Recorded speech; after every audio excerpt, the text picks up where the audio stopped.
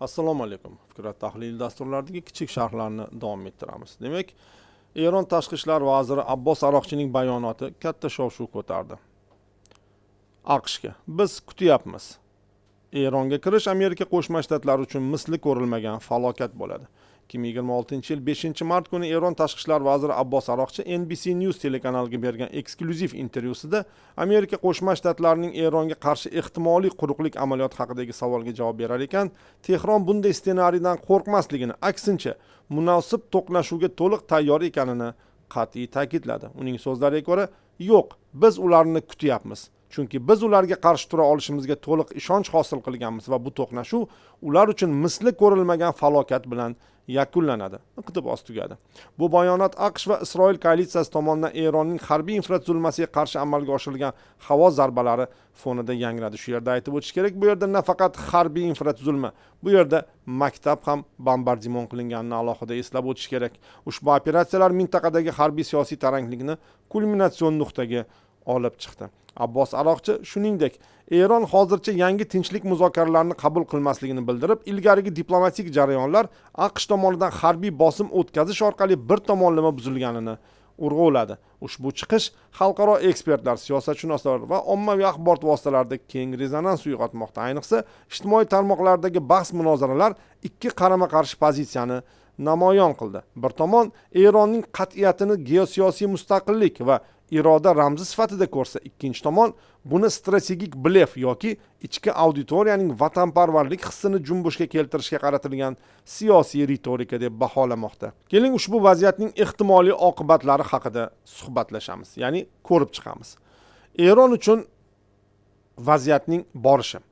Aroqchining bayonoti avvalo ichki siyosiy mobilizatsiya, safarbarlik funksiyasini bajarishi mumkin. Tarix tajribasi shuni ko'rsatadiki, bevosita tashqi tahdid sharoitida jamiyat hukumat atrofida jipslash tendensiyasini namoyon qiladi. Islom Respublikasi uchun bu holat amaldagi tuzum legitimligini qayta mustahkamlash vositasi bo'lib xizmat qilishi ehtimol. Buni alohida ta'kidlash kerak. Juda ham ko'p ekspertlar ham shuni aytayaptiki, Amerika Qo'shma Shtatlari o'zumman Eronga hujum boshlab katta xato qildi. Dekabr-yanvar oyida Eronda kuzatilgan noroziliklar aksincha, mana hozir Isroil va Amerika Qo'shma Shtatlarining Eronga hujumidan so'ng yo'q.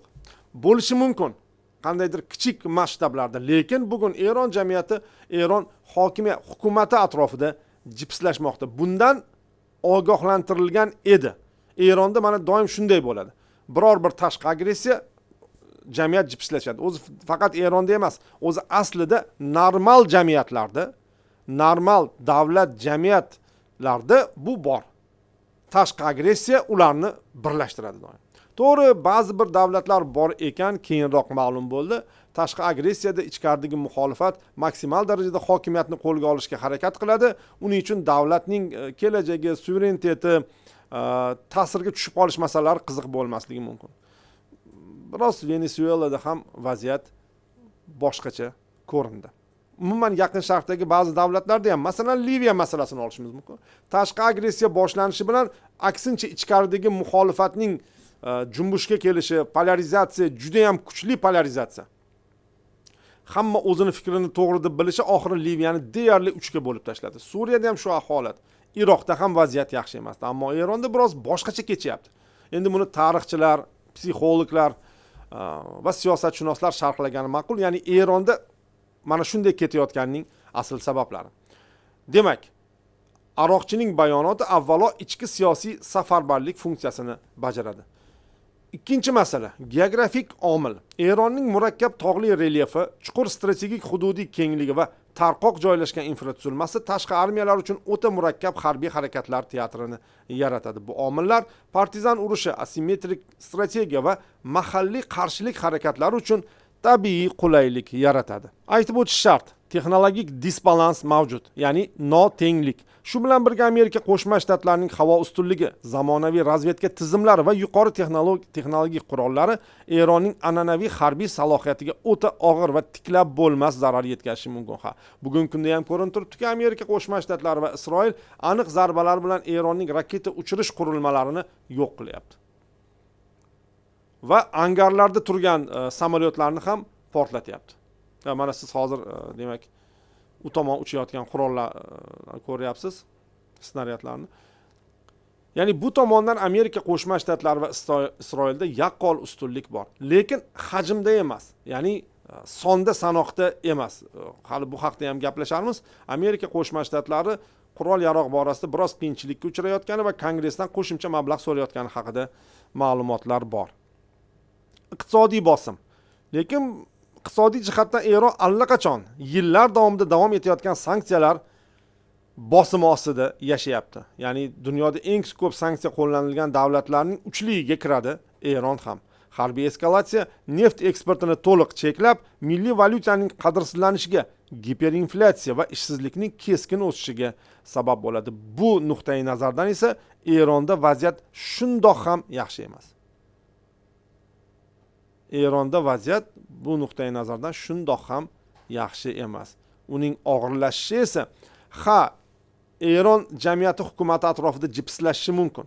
Lekin savol paydo bo'ladi, bunday bosim davom etaversa, iqtisodiy qiyinchilik juda ham, agar Eronga deylik Rossiya, Xitoyga o'xshagan katta mamlakatlar qandaydir yordam bermasa, bu oxir oqibat Eron uchun yaxshilik bilan tugamasligi mumkin. Chunki iqtisod ko'p narsani hal qilib qo'yadi.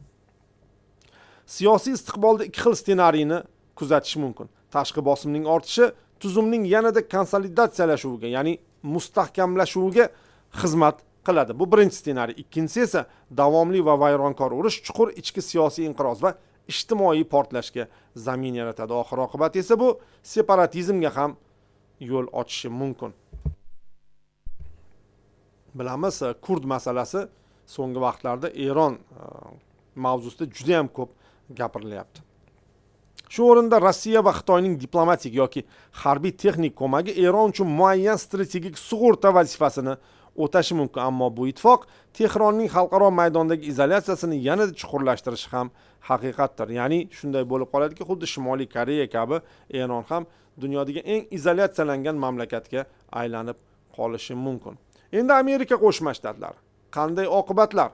Washington uchun Eronga qarshi keng ko'lamli harbiy kampaniya ulkan strategik tavakkalchilik, risk bilan bog'liq. Eron hududi Iroq yoki Afg'onistonga qaraganda ancha katta, aholisi esa 90 milliondan ortiq bo'lib, bu har qanday quruqlik amaliyotini logistik jihatdan qimmat va strategik jihatdan xavfli qiladi.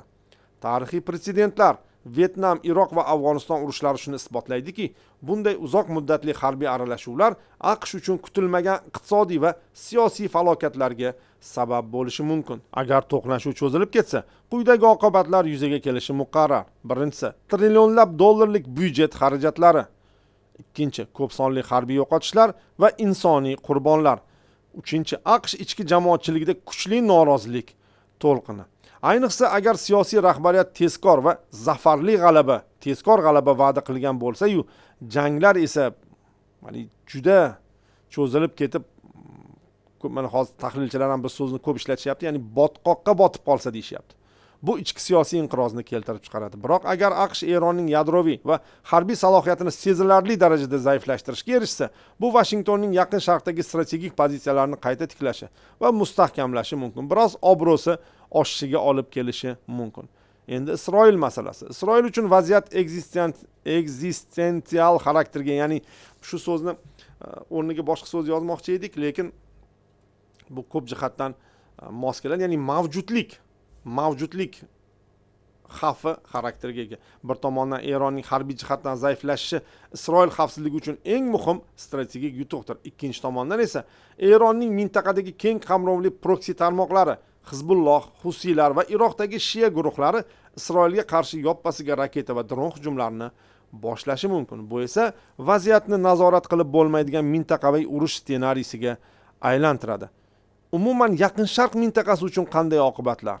Mintaqaviy darajadagi eskalatsiya gumanitar va iqtisodiy halokatlarga olib keladi. Proksi urushlarning geografik ko'lami kengayadi, millionlab qochqinlar oqimi yuzaga keladi. Suriya ko'pchilikning yodidan hali chiqmagan. Hayotiy muhim infratuzilmalar vayron qilinadi. Eng katta geosiyosiy va iqtisodiy xavf esa Hormuz bo'g'ozining yopilishi.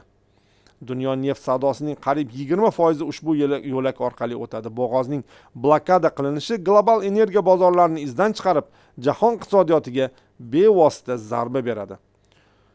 Dunyo uchun esa Eron atrofidagi inqiroz global siyosiy tizimning transformatsiyasiga ta'sir ko'rsatadi. Neft narxining keskin ko'tarilishi global inflyatsiyani, iqtisodiy pasayishni va energetik krizisni keltirib chiqaradi. Shuningdek, Rossiya va Xitoyning Eronni qo'llab-quvvatlashi xalqaro maydonda yangi geosiyosiy bloklarning shakllanishini tezlashtiradi. Bu esa dunyoni yanada aniqroq va keskinroq va xavfliroq, ya'ni ko'p qutbli tizim deganda ko'pincha yaxshi narsani biz nazarda tutamiz. Lekin bunisi esa bir-biriga dushman bo'lgan ko'p qutbli tizimga yoki yangi sovuq urush formatiga olib borishi mumkin. Qanday xulosa qilish mumkin? Abbos Aroqchining bayonoti shunchaki hissiyotli ritorika emas, balki aniq hisoblangan geosiyosiy signaldir. U Eronning nafaqat harbiy, balki psixologik va siyosiy jihatdan qarshilikka tayyorligini namoyish etadi. Shu bilan birga tarix ko'rsatadiki, bunday keskin bayonotlar ko'pincha muzokaralar oldidan strategik pozitsiyani mustahkamlash va raqibni tiyib turish vositasi bo'lib xizmat qiladi. Hozirgi vaqtda eng real ssenariy bu harbiy bosim va diplomatik manyovrlar o'rtasidagi nozik muvozanatni saqlab qolishdir. Zero Eron bilan to'liq masshtabdagi urush nafaqat mintaqa, balki butun global barqarorlik uchun qaytarib bo'lmas geosiyosiy silkinish bo'lishi mumkin. Ha azizlar, vaziyat juda ham jiddiy. Amerika Qo'shma Shtatlari umuman olganda Eronga quruqlikdan kirib ko'rish, shunday deylik, chunki kirish juda ham qiyin aslida.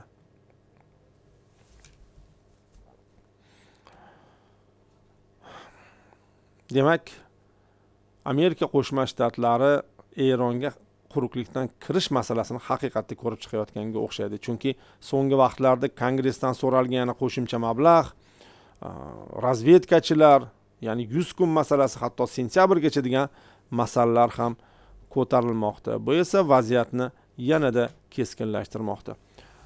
Hurmatli kuzatuvchilar, endi biz Ozarbayjon masalasida suhbat qilishni reja qilganmiz. Buning uchun studiyamizga biz siyosatshunos professor Farhod aka Tolipovni taklif qilganmiz. Hozir Farhod aka kirganlardan shu masalani ulardan so'raymiz. Ya'ni nima bo'lyapti Ozarbayjon masalasi? Vaziyat Ozarbayjon bo'yicha o'ta jiddiy. Chunki kuni kecha bu faqatgina bayonotlar yangilayotgan joyda Ozarbayjon prezidenti juda qattiq munosabat bildirmoqda vaziyatga. Ya'ni o'sha Eron tomonidan uchib kelgan ikkita dronga juda qattiq bildirmoqda. Ammo ikkinchi masala ham bor. Biz bu urushga kirmaymiz degan bayonotlar ham bor. Lekin vaziyat jiddiyligicha qolmoqda.